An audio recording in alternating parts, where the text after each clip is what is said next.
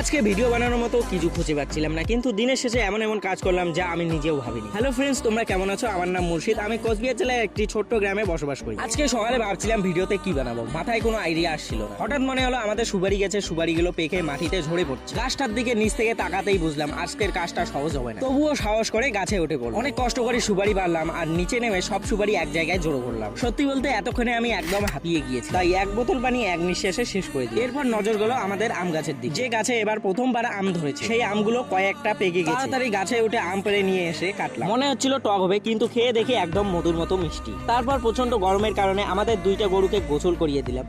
একটা তো শান্ত ছিল, কিন্তু অন্যটা বেশ লাফালাফি করেছে। গরুদের গোসল করানোর পর আমি নিজেও গোসল করলাম। দুপুরে খাওয়া দাওয়া করে টিউশন যাওয়ার জন্য রেডি হয়েছিলাম, কিন্তু ঠিক তখনই দুই এক ফোঁটা করে বৃষ্টি পড়তেছে। তাই আর টিউশনে না গিয়ে এদিকে ওদিকে ঘুরিয়ে সময়টা কাটলাম। রাতে আবার টিউশনে গেলাম, কিন্তু ফেরার সময় শুরু হলো জোরে বৃষ্টি। বৃষ্টি থামার পরে আমরা একটা দোকানে যাই এবং গরম গরম চা খেতে শুরু করি। চা শেষ করে আমরা বাড়ির দিকে রওনা দিলাম।